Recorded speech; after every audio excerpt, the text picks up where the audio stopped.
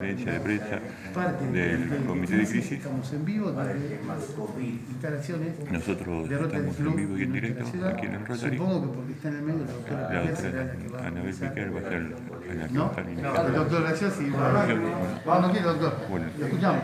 Comienza, creo que el doctor. Si habla fuerte mejor porque estamos bastante distanciados. Bueno, buenas noches. Nosotros les hemos solicitado esta reunión a los efectos de poner en conocimiento. Me voy a sacar el barbijo Sí, porque por me favor. distorsiona la voz y estamos a distancia. Para poner en conocimiento la situación actual de COVID en Capitán Sarmiento y medidas que hemos adoptado para conocimiento de la gente. Me voy a referir a las vacunas porque hace el contexto.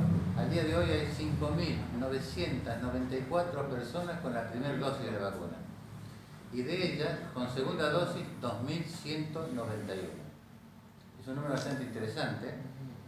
Si suponemos que la población es de alrededor de 20.000 habitantes, más de la cuarta parte de la población ya tiene colocada la primera dosis.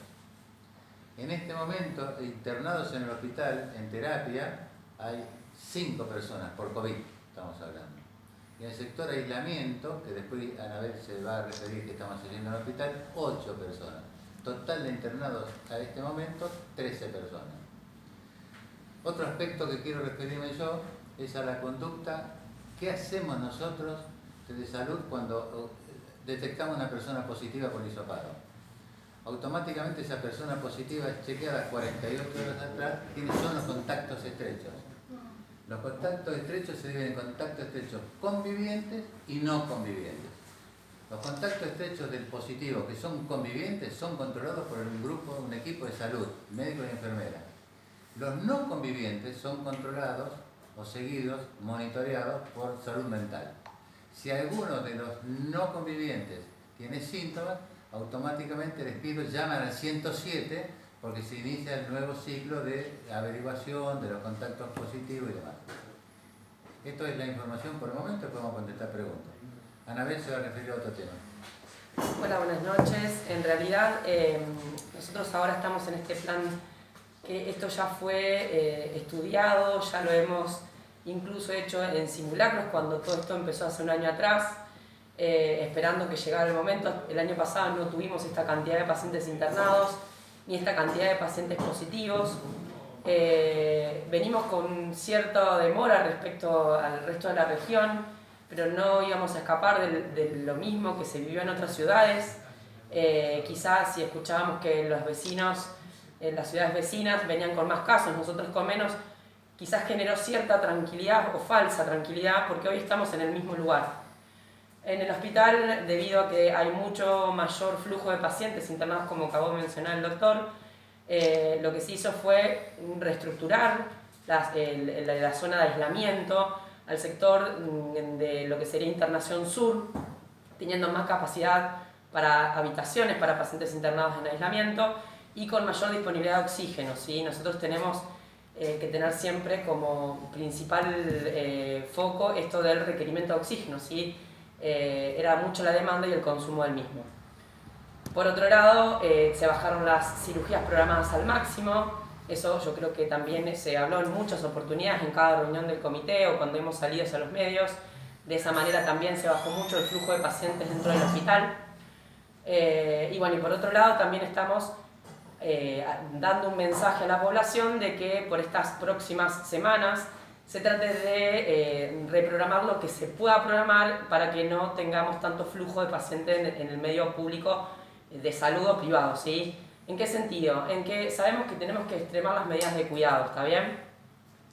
Por otro lado, algo que quiero destacar en realidad o quiero hacer un llamado a la sociedad que tenga muy presente que el 107 es nuestro número de urgencias, que también es utilizado para los llamados, como dijo recién el doctor, de los pacientes que empiezan con síntomas o que están aislados, que estaban asintomáticos y están llamando continuamente a esta línea de teléfono. Nosotros sabemos que la gente se pone muy ansiosa, deja sus datos y por ahí se demora nuevamente el llamado de parte del sistema de seguimiento. Esto tiene que ser bien claro de que las personas que se declaran o que tienen síntomas o una vez que fueron positivos están en contacto y puede ser que se demore el nuevo llamado. Si ven que nadie los está llamando del sistema, tienen que volver a llamar. pero entiendan que el sistema de comunicación interna del hospital, esta línea 107 muchas veces se colapsa y entendemos además que es un número de urgencia.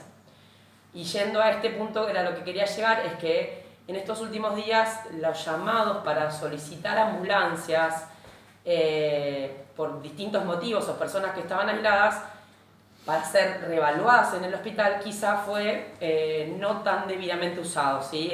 ¿A qué me refiero? Ha sido usado como incluso de traslado de pacientes que quizá tendrían la posibilidad de trasladarse de sus propios medios. Una persona que está aislada y que tiene su vehículo personal podría tranquilamente, si necesita ser evaluado por un médico, trasladarse en su vehículo al hospital sin ningún tipo de problema, porque la persona que está aislada en su casa sigue en ese aislamiento, que es su auto, baja, es evaluado por el médico y vuelve a ir otra vez a su domicilio en su vehículo. Entonces, si requiere del sistema de salud para ir a ser evaluado o que lo vayan a buscar para ir al hospital, que sea realmente alguien que no tiene la posibilidad, aquellas personas que tienen que tomarse un remis, que claramente estando aislados, siendo positivos no lo pueden hacer, ¿sí? Esto es como para que todos tengamos un poco bien en claro y seamos muy conscientes del uso racional del sistema de salud, porque es muy fácilmente colapsable. Entonces, muchas veces sale una ambulancia a pedir a una familia que llegan al domicilio y están todos bien y quizás se está requiriendo por alguna otra urgencia que incluso a veces puede ser por no un motivo COVID. Por ejemplo, una persona que está necesitando la atención por alguna patología aguda, ¿está bien? Bueno, de mi parte, con respecto a lo que es el funcionamiento del hospital, creo que no me estoy olvidando de nada. Luciano. Buenas noches, ¿cómo están? Bueno, nosotros estamos viendo que si bien están aumentando los casos, también siempre monitoreamos cómo está la capacidad del equipo de salud, cómo se siente el hospital, qué posibilidades tenemos de dar respuesta. Sinceramente, esta semana fue una semana donde tuvimos mucho trabajo, mucha actividad. Nosotros estamos también viendo conductas de la gente en sí con relación a la importancia del contacto estrecho, que no están tomando realmente la situación en serio y eso nos preocupa mucho. El positivo, si vos sos positivo, te tenés que aislar y tenés que declarar a las personas que estuvieron con vos en esas últimas 48 horas de tu inicio de síntomas. No sé si se escucha bien, si no me saco el barbijo total. Por favor.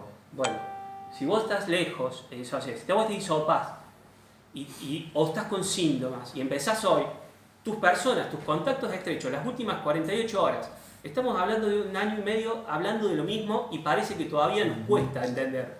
Si tenés síntomas y ya te comunicás con el equipo de salud y automáticamente te decimos que te vamos a aislar, que te vamos a citar para cuándo te vamos a hisopar y te pedimos con quién estás, nos digas con quién estás y que nos declares a todos, a esas personas que estuvieron a menos de 2 metros de distancia, más de 15 minutos, ambas personas sin barbijo. Entonces esa condición hace que te pongas en situación de contacto estrecho.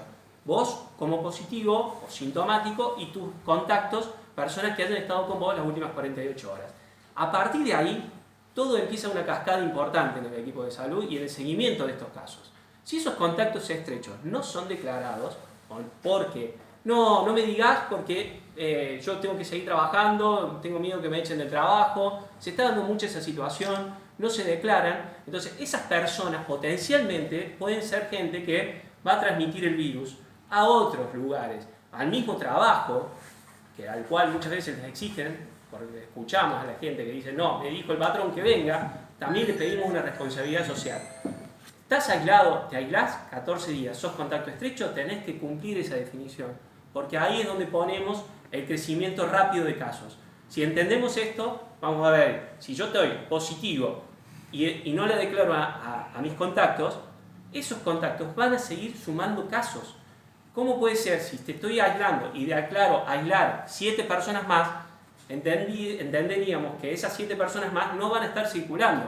Pero si esas 7 personas más siguen circulando, van a multiplicar los casos. Por eso, estas últimas semanas se ha dado tanto ese aumento de casos. Porque los contactos estrechos no están cumpliendo con esa responsabilidad que tenemos que cumplir como sociedad. Y apelar a eso. Además, estamos viviendo y posiblemente este año no estemos conviviendo con la misma cepa que el año pasado. Hemos estado viendo mayor tipo de contagiosidad, mayor velocidad de contagios y además afectar a personas más jóvenes. Si bien tenemos un grupo importante de la población mayor vacunada, y eso es una posibilidad de disminuir contagios, estamos viendo que se están aumentando casos en personas jóvenes.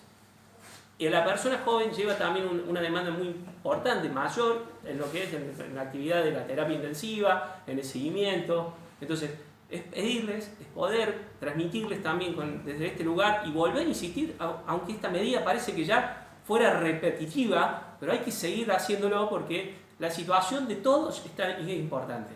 Y todos nos tenemos que cuidar para que no sigamos sumando casos, sumando enfermedades y complicando la vida de algunas personas que sí tienen riesgos en su sistema.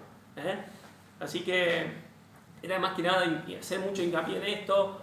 En esta semana se está pidiendo mucho la colaboración de todos somos parte, nadie está solo, no es el comité, somos todos una gran familia del Sarmiento y nos tenemos que cuidar. Y si nos cuidamos, esto se va a disminuir. Es muy probable que podamos lograr bajar nuestro pico, porque este es nuestro pico. Así que apelo a todos los que nos estén escuchando y que transmitan esto a sus familias, pero que realmente declaren a sus contactos estrechos y tus contactos estrechos se aíslen, cumplan con el aislamiento.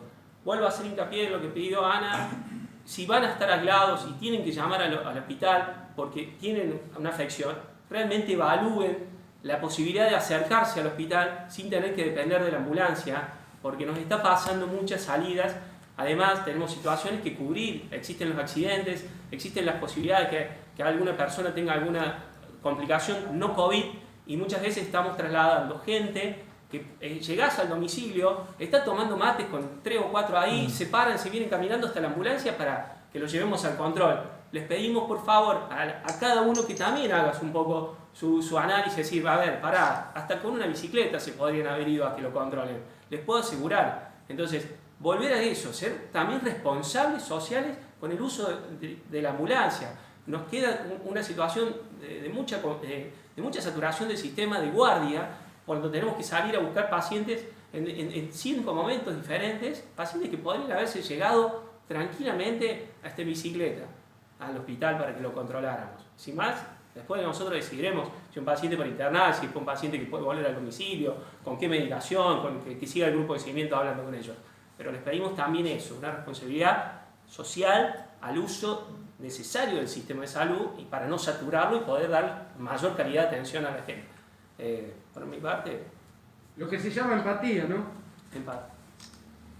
Sí, estamos dispuestos a la pregunta. No sé, ustedes... Doctor, sin esa irresponsabilidad de la gente, porque hay que hablar claro, mucha gente si te aíslan tenés que estar aislados y no andar por la calle, ¿los números hoy serían mucho menores? Sí. Si vos calculás, Juan, si yo te aíslo 10 personas positivas y por cada 10 hay 7 o más personas anotadas por contactos estrechos, vos en un momento tenés 70 personas aisladas. En 70 personas aisladas sin circulación, lógicamente van a ser 10 positivos y posiblemente salpiquen 3 o 4 de esos contactos estrechos que van a ser declarados y automáticamente prolongar su aislamiento. Pero si esas 10 personas, los 55 restantes, deambulan y salen, van a llevar el virus asintomáticamente a otras personas y van a seguir multiplicándose los casos. Entonces, lógicamente, vas a golpear, a lo mejor vos sos joven, te sentís sano, pero vas a golpear a tu amigo que vive con alguien de riesgo y lo vas a contagiar a él. Y el que va a terminar internado es el papá o la abuela o tu propio amigo, porque encima han aumentado los casos graves en personas jóvenes.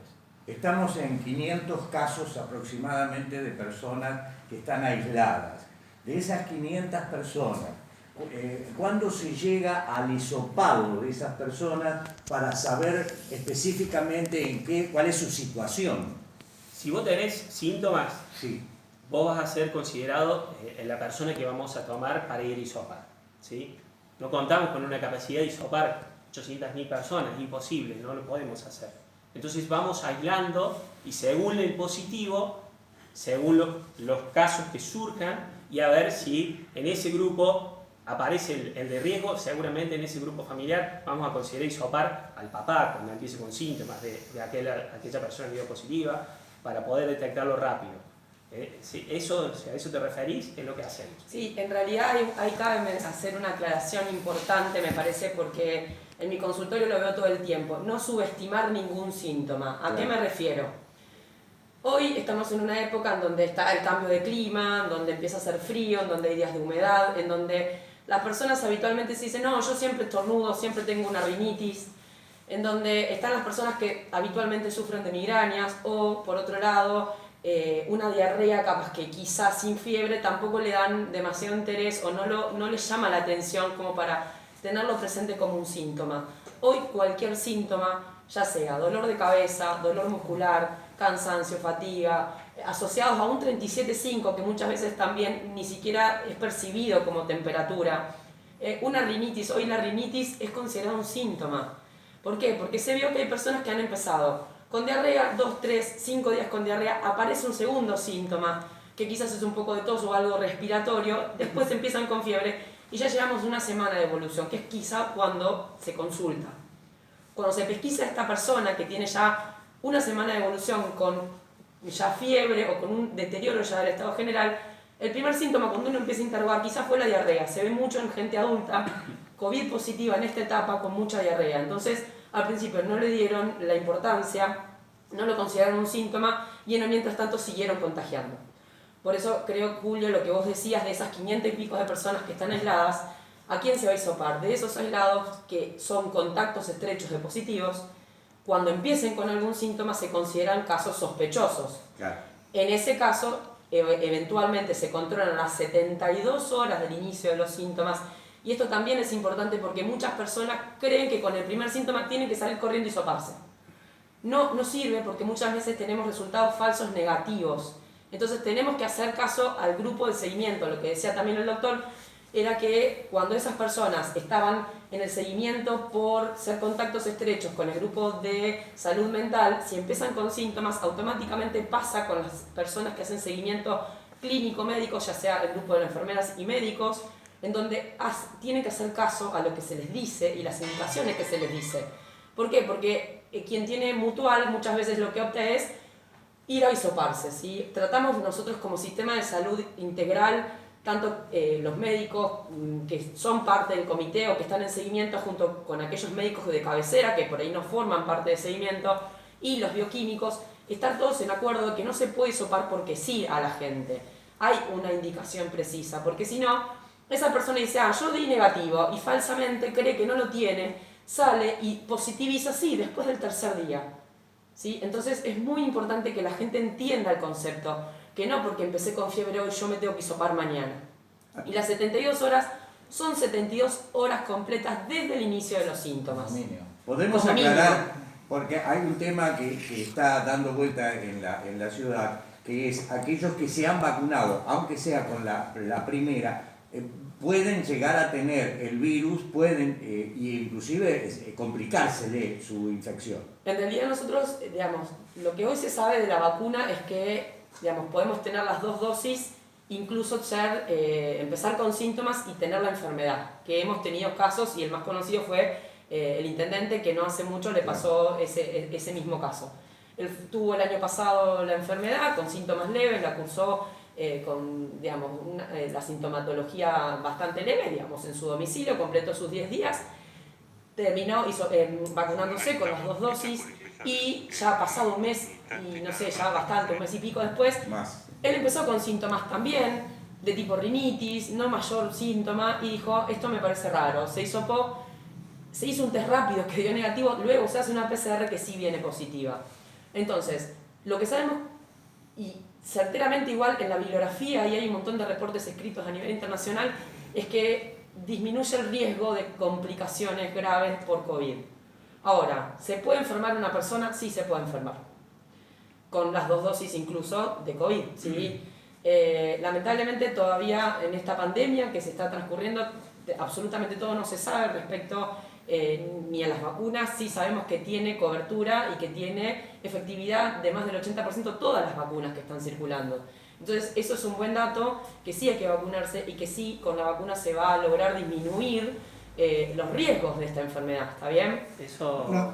por ahí, era lo que dice Ana, está bárbaro porque hay que pedirle a la gente que se anote para vacunar, que nos anotemos para vacunar, que le tengan confianza a la vacuna, porque es la única posibilidad de generar esa inmunidad rebaño, porque si vos tenés 100 personas en una población y de esas 100 se vacunan 3, 97 personas van a multiplicar el virus. Ahora, si de 100 personas vos vacunás 97, ese virus se va a multiplicar solamente en 3. Entonces se va a debilitar y se genera esa famosa inmunidad rebaño, que es lo que nos cuida a todos. Entonces, mientras más nos anotemos, más vayamos a ese lugar de ponerme la vacuna, no, porque tengo miedo, porque yo, porque... A ver, esto es ya a seguir insistiendo en la responsabilidad social. Lo haces también para cuidar a los demás. No solo que vas a disminuir la posibilidad de que vos te enfermes gravemente, que disminuye, no quiere decir que no pueda pasar, porque hay organismos que están con enfermedades, tienen su diabetes por ahí descontrolada, que también siempre se insistió desde el comité que se cuiden de la salud, que hagan las caminatas, para que los diabéticos estén bien controlados, porque son personas con mayor o menor posibilidad de complicación si estás bien controlado. Pero en este momento, también hablando justamente de los controles, estando en el aumento de los casos, también queríamos hacer un poco hincapié de la importancia de acudir a la consulta médica.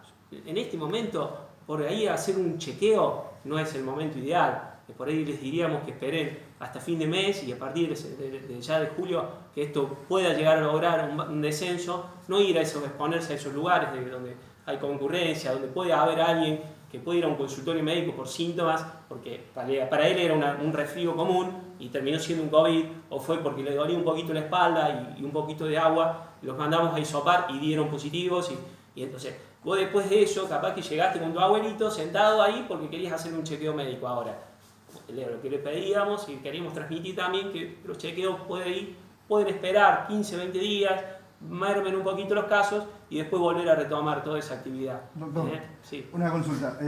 3 preguntas así las puedo responder. Primero, ¿se van a tomar algún tipo de medidas con respecto a las restricciones? Seguimos. Segundo, ¿quién controla? Por ejemplo, hubo talleres donde quizás hubo denuncias por parte de los vecinos o los mismos empleados, o empleadores en realidad, empleados, perdón, a los empleadores que continúan trabajando pese a que tenían digamos, personas contagiadas. Sí. Y tercera, hay 9.000 anotados. ¿Es poco o falta todavía inscriptos, perdón, para vacunarse? ¿Es poco? ¿Es relativo? ¿Es medio? No. Bueno, con relación a la primera pregunta, si vamos a tomar alguna medida, vamos a seguir como estamos. ¿Sí?